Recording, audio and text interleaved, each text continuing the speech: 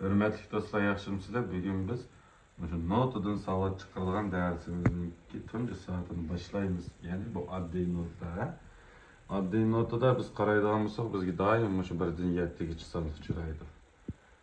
Bu notaningki yezilish sonlari. Ham buningki aytilish ismi o'xshamaydi. Ya'ni bir deganimiz do, ikki olsa re, uch olsa mi, to'rt olsa fa, besh olsa so, 6 olsa la, 7 olsa şi. Ma yazıqni tanımaydigan do'stlarga ma Uyg'ur tili yazıqini yazib qo'ydik. Ma do, re, mi, fa, sol, la, şi. Demak, jampu deganda shu 7 ovoz bo'ladi. Endi biz bu ovozlarni bilib oldik. Bilib olgandan keyin cho'qim daftarga yozib qoldirib olamiz. Endi bugun biz shu yolg'iz kelgan ovozlar hamda bizniki tuttada ishlaydigan notalar bo'yicha o'rganamiz bu jampuni. Bu oddiy notani biz to'liq o'rganamiz deydiganmiz. Buningga bir necha yil vaqtimiz ketdi. Shuning uchun biz tutda ishlanadigan qismini o'rganamiz. Ya'ni quruq kelgan ovozlarni o'rganamiz bugun. Mana ma bo'lsa tik siziq bo'lsa ta'kid siziqi deb ataladi. Bu ovozlarni gruppalarga ayirish ishlaydi. Har bir ikki tik siziqning orasi bir ta'kid bo'ladi. Demak, 1 2 3 4 5 6 7 ta'kid notani o'rganamiz bugun. Biz ob'yam ismini bilib olgandek, mana bu o'qisak do, re, mi, fa, sol, la, si, do ustiga chekit qo'yilgan do deb turaylik hozircha. Do, si, la, so, fa, mi, re, do. Avval mishaygacha bir so'zlaylik. Demak, quruq kelgan ovozlar ostidagisi buniki udar urush belgisi. Mana bu do, endi nota bo'ladi ekan, muzik bo'ladi ekan, buni udar bo'ladi. Udar degan shu gruppdagi ovozlarning ritmini belgilaydi, tekshiligini. Demak, udardan chiqmay buni o'qishimiz kerak. Shuning uchun udar nima sizab qo'ydim. Masalan, shu yolg'iz ovozlarga biz qanday udar olamiz? Tushdik, chiqdik.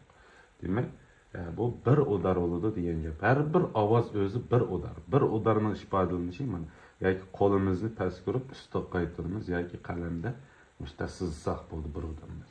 Do, re, mi, fa, sol, la, si, do, do, si, la, so, fa, mi, re, do.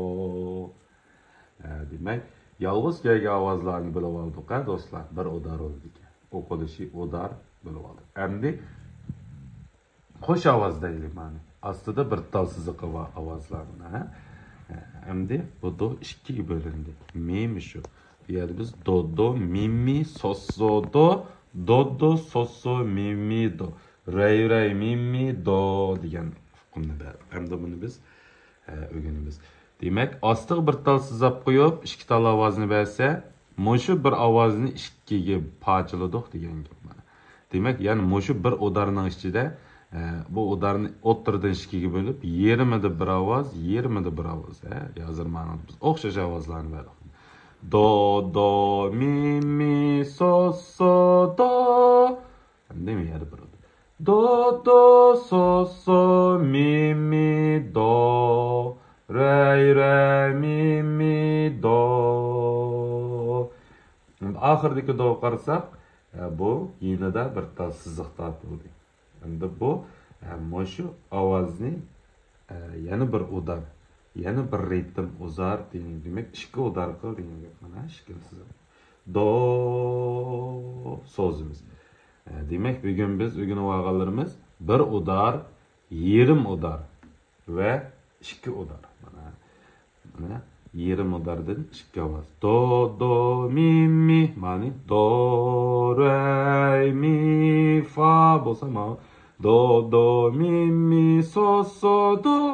Ama tamam deyilgan. Endi asta qaraymiz. Yana biz oddiy notada uchraydigan bir qancha xil belgilar bilan uchrashamiz.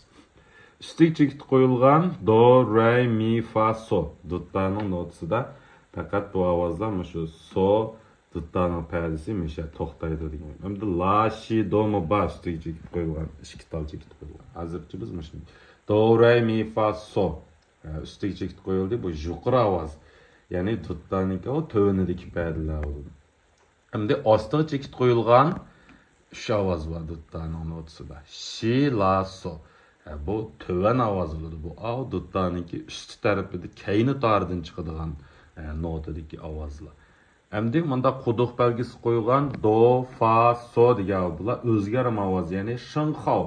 Bu kötürüş belgesi deyimiz. Mesela şu do qo'yib qo'ysak, dutlardaki aslidagi do perdiniki ostidagi perdini tut degan gap. Fa qo'yib qo'ysak, aslidagi fa'ning ostini tut, ovozni bir daraja ko'tar degan gap. Hamda mau tushirish belgisi janxav. Bu kichik bega o'xshaydi. Ovozning beshiga qo'yamiz bu belgilarni. Dutlar mi, la, shi ovozlarda uchraydi. Bu ovozlar olsa aslidagi mi ovozni ustidagi perdini tut, ash perdining degan gap. Aslidagi la'ning ustini tut, bir daraja ovozni tushsa degan gap. Hamda biz dutlardagi mush ovozlarning va mau bo'lsa o'lchamlik ovozlar, tabiiy bo'lgan ovozlar. Ma bo'lsa o'zgarim ovozlar.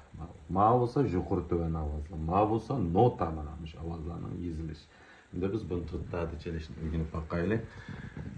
Tutlarni o'rganishda biz oldi bilan mush pa'da tonaymiz. Mana mush 7 ovozning o'rnini tonaymiz degan gap.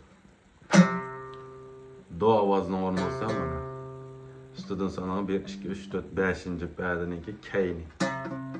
Do. Re olsa quruq. Mi olsa 2-pa'da. Fa olsa 3-pa'da. So olsa 5-pa'da. La olsa 7-pa'da. Shi olsa 9-pa'da. Hemen bu şey 7 ovoz, yani 9 tal pa'dadan 9-pa'da bo'ldi degan. Endi ustiga chekit qo'yilgan do, re, mi, fa, so dedik. Ustiga chekit qo'yilgan do, ham 10-pa'da mana. Ustiga chekit qo'yilgan re 12-pa'da. Ustiga chekit qo'yilgan mi 14-pa'da. Ustiga chekit qo'yilgan fa 15-pa'da. Ustiga chekit qo'yilgan so 17-pa'da demak. Eng oxirgi pa'dasi ustiga chekit qo'yilgan so tugadi. Endi ostiga chekit qo'yilgan ovozlar biz doni kaynitarda tutdik. Ostiga chekit qo'yilgan shi 1 2 3 4-pa'daning kayni. Yani do'ning usti. Ostiga chekit qo'yilgan la 2-pa'daning kayni. Mana. Yani biz reyni tutqanda doim mishan tutib olamiz. Demak, la rey bu maslashadi degan gap. Men tutib olsam bu maslashmaydi. Men tutib olsam yana maslashmaydi. Shuni reyda men tutib olamiz yoki quruq ursaq rey bo'ladi. Endi bularni bilib oldik. Do, shi, la, ostiga chekit qo'yilgan so keyindeki quruq tari shu. Quruq ursaq so. Endi o'zgargan ovoz quduq belgisi va ko'tarilgan do dedik. Bununki ama do'ninki ostidagi pa'da bo'ladi. Keynitardan chiqadi. Ustiga chekit qo'yilib, ko'tarish belgisi qo'yilsa, mana nima bo'ladi. Ma do'ninki osti. Quduq belgisi va ovoz. Endi quduq belgisi va fa, ya'ni ko'tarilgan fa. Asli fa'rimiz 3-pa'dada ko'tarilgan fa, demak ostiga bir pa'da tushiramiz degan gap 4-pa'daga keladi. Demak, mishani fa deb turib chalamiz degan gap. Endi quduq belgisi va so olsa asli so'ning osti. Astidagi pa'dani so deb chalamiz degan gap. Endi tushirish belgisi va mi. Aslidagi mining ustidagi pa'da degan gap. Ustini, mashining ustini biz mi deb chalamiz degan gap. Belgi qo'yib bersa. Astiga nima tushirish belgisi va la mana deyadi. Mushularning usti. Demak, abiyan biz buni ko'tarilgan so dedik. Ya'ni buni biz tushirilgan la mi deymiz. Endi tushirilgan shi, aslidagi shining ustidagi pa'da. Notalarda mush ovozlar uchrab qolsa, mishani bosimizga deb bilsak bo'ldi. Ostidami mana go'yin qismidami tushirilgan mi. Mush mining ustida. Ko'tarilgan fa mana shu fa'ning ustida bo'ladi. Demak, notada mushundaq belgilar kelib qolsa, mushundaq o'rganamiz. Endi o'tirdiki ma'lum not qismi udarovichi chelishni biz o'rganamiz tutlarda. 7 ovozniki o'rnini bilib bo'ldik. Tutlarda endi bununki udarovichi chelinishi. Hozircha biz faqat bir barmoqni chep tursak bo'ladi oldi bilan, Do,